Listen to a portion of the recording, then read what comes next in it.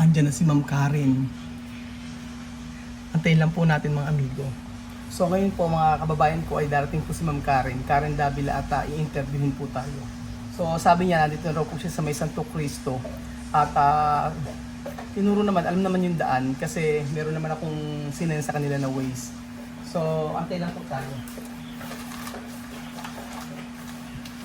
Tapos pakisindi ba yung ilaw? Dito. Bala. Mabala.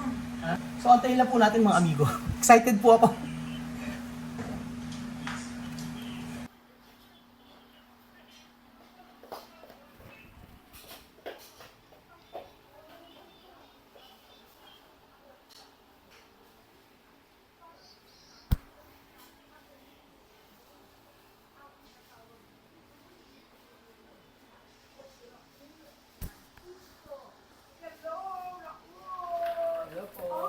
Hello! How are you? How are you? Hello po Ma'am Karen. Pagbulaklak. Pasok po kayo. My God, eto tayo ngayon. Hello. Oh, thank you for having me, Raul. Thank you, thank you.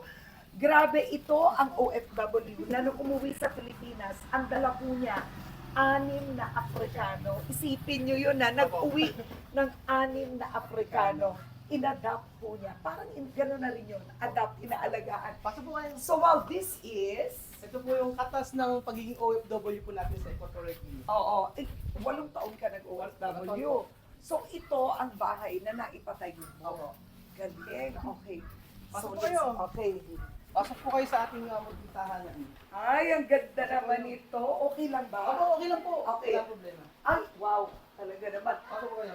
Yung misis mo ba, mga anak mo, kasama mo noon sa Equatorial Guinea? Hindi po. Hello! Yan po lang ang misis. Hi po ma'am. Hi, I'd love to meet them. Ayan si Lenlen. Ayun po. Tsaka si Chuchen. Hi Lynn, si Karen. Nice to meet you. Grabe ka, grabe. Hi. Chuchen, oh. Ito, ang anak mo, Wala dalawa. po. Isa po ay grade 7. Grade 7. So, nung OFW ka, kasama mo sila noon? Hindi po. Ako lang po. Nandito sila. Wow, so, madam, so, nung nag-uwi ka ng Afrikano, Apo. nandito siya. Apo. Hindi mo sila kilala. Hindi po, sa video. Sa video lang? Hindi ka, Experience po niya. paano niya sinabi sa'yo mag-uwi siya ng mga foreigner? Hindi po kasi dati, napapanood ko naman na po sa mga vlog ko. Oo, oo. Yung tukabal ko pala sa mga, Oo. nakikilala ko na po sila habang napapanood ko siya. Saka po nagkwento naman po niya. Saka gusto po talaga niya tulungan. Na, Pero hindi ka ba natakot? Kasi hindi naman, alam mo yun, ang iuuwi niya, tao. May buhay yun. Ibang nasyonalidad, di ba? hindi naman po, okay naman.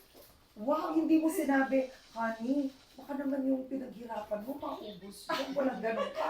Hindi. Alam mo, iba ang puso ninyo. Ang, Nakikita naman po kasi nila sa video. Talagang mababait yung pamilya na inuwi natin. Saka po pag tumatawag po kasi kami minsan sa kayo, magkausap kami, pinapakausap po nila sa amin sila. Tapos, Yung African. kahit hindi ko lang naiintindihan. Kaya hindi nagkaintindihan. oo, so, close ka na, ang trato mo sa kanila parang anak din. Opo. Kasi pagpasok po nila ngayon, ako pong kasama nila eh. Kasama. Pag araw-araw po pumapasok. Ako pong kasama nila. Pati sa pagkagawa ng assignment siya din. Oh.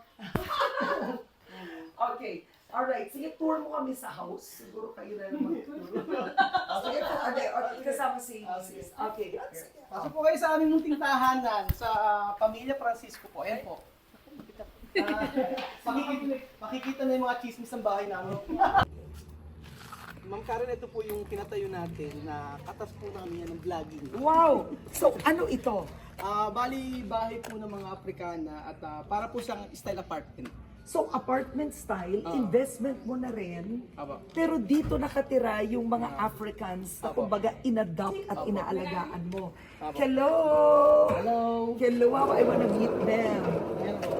Si Misma. Misma! Si Misma. Hi, I am Karen. Uy, marunong magmano! Marunong magmano. Tinuruan mo sila Apo. magmano. You're so pretty. Nice to meet you. Nice to meet you. Wow, show me. Okay. So, ilang apartments ito? Bali, anim po. 1, 2, 3. Anim po. Talaga naman nakapagpundar. So, ang 6 na apartments, ikwento mo, unang-una yung African family na inadopt mo. Aba. Ako, yung sa mga Afrikano po na in-adapt ko, dito po sila sa dulo. Nandito sila. At ilan sila? Bali, ano po, 6 po sila lahat. 6 sila, 5 ang bata, Ako, isa yung nanay. isa ang nanay, at ito ba panganay? Hindi po, si Miss po, Isma. pangatlo po. Wow, ang ganda naman nito. Pasok Katok po tayo. Hi, such a beautiful home. Koko. Hello.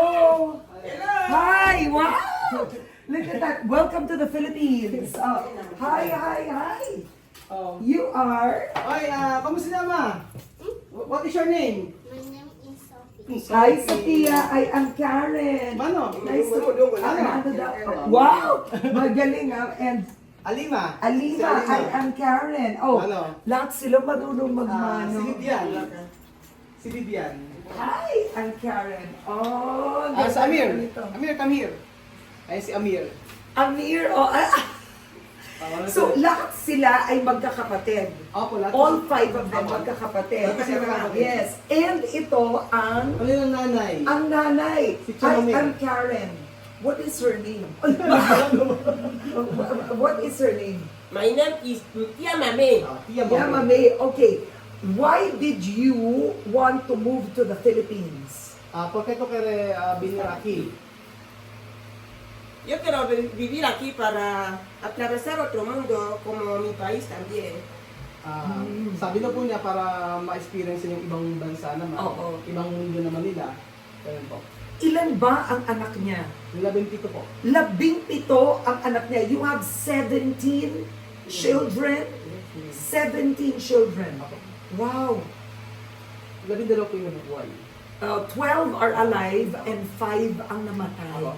Oh, I'm so sorry to hear that. And are they married? Kumbaga, is she married in Equatorial Guinea? No, hindi po. Wala. Oh, Wala. anong sistema ba doon? Doon po kasi bali yung mga babae sa kanila hindi po ang ganun papakasal basta-basta. Kadalasan po sa kanila mga single po talaga sila. Oo. Yeah. Kapag bago po sila ikasal doon, medyo matanda na. Kapag talaga sigurado na sila sa asawa nila. Wow. So, are you happier in the Philippines than in your country? Estoy contento, bastante contento de Sí, Filipinas. sí, Huh? yes. Gets English already. You're happier here. Yes, yeah. Was life harder in your country than in the Philippines? ¿Qué diferencia hay? Guinea y Pilipina. Dicho, tu país está difícil. Como Filipinas. Aha. Sí. Ayan. Yeah. Mas mahirap daw po sa bansa nila. Oo. What made it hard? Why is life in your country very hard? ¿Cómo es la vida bonita en tu pueblo? No, ¿cómo va tu país difícil? Difícil, mi país difícil. Oh, ano Los ba? niños, cuidar a los niños, cuidar a la familia, difícil. Mahirap daw po sa bansa nila dahil pag-aalaga ng mga anak, lagi nag-aanak yung mga Yeah. nag-aanak ng marami. Yes. Sa bansa nila. Wow! Can you show us your home? So, ikwento mo, kailan mo to pinatayo? Ano po, bago po kami umuwi, nung February po. Hindi mo pa sila na-adapt. Pinatayo mo na to? Opo. Oo, talagang para sa'yo. Hindi po, ganito po yan. Ang story po kasi ng bahay na to, ng apartment po na to, dapat po talaga paupahan namin para ito yung negosyo namin. Kaya Tama. naman po, titira talaga sila sa ancestral house namin. Oh. Kaso, ang problema po ay yung kapatid ko po ay doon nag-stay. Kaya po, wala akong choice kung hindi po sila patirahin. Yeah. Kaya ganito pong style yan para in the future po, papagawa ko po sila talaga ng sarili talaga nila. No, grabe ka naman. Pagagawan mo pa ng sarili, maayos na to. Kapag ka po pwede po silang ipangalan po sa kanya, papangalan ko po talaga sa kanya. Ibibigay mo talaga. He said, if he builds you a house, he will give you the title of the house, the name, the rights. Ha dicho cuando yo construí casa para ti aquí, de título, de certificado, yo Yeah. tu nombre. Yes. Are you studying in the Philippines? Pwede rin siya mag-aral. Pwede po. Are you studying also in school? You can learn English. Yeah. What's easier for her to learn? English or Filipino? Baka English. Tagalog po. At Tagalog. Opo, kasi di ba Spanish po. Spanish, tsaka English. similar. Opo, Yeah. Like yung Oo. mesa. Yeah.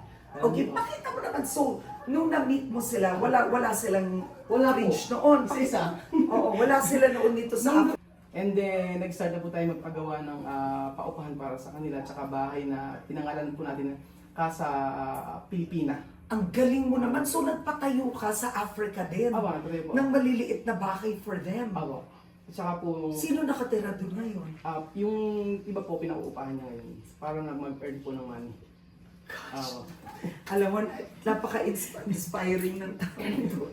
Grabe. So, okay, let's see the rooms dito, no? So, in every... Makikita? apartment. Makikita. Magaling silang kumanta. Really? Sobra.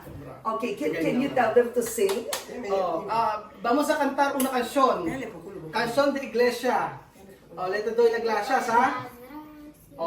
Sige, 1, 2, 3. Yo te doy la gracia por el que ofrecimos la vida. Yo te doy la gracia, nos legamos como una familia. Yo te doy la gracia por vivir cada día, por el camino y por estar junto a mí. Gracias, Señor, por amarme, por permitirme ser testigo de tu amor. Gracias, Padre bondadoso, pues la vida no me basta para poderte decir. Yo te doy la gracia por la vida. Yo te doy la gracia, no me hagas como una familia. Te doy las gracias por vivir cada día, por estar en el camino y por estar junto a mí. Wow! Gracias. Galing. Hanggang sa sayaw. Hanggang sa sayaw. Okay, cut muna. Galing. Ano, nanay tatay. Ganon, nanay tatay. Okay. Ganon. Alam po nila yon. Alam niya.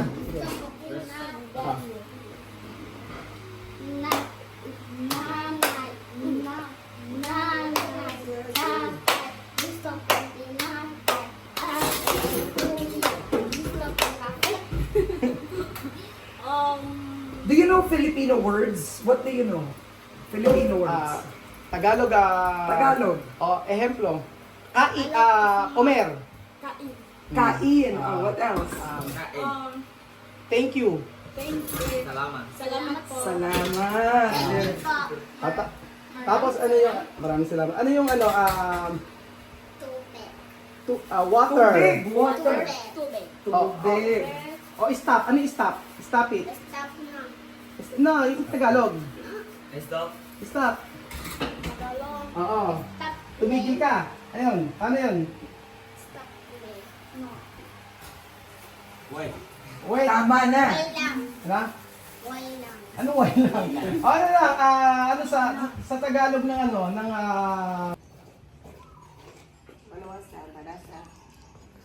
Sophie! Ang galing ng SNR, no?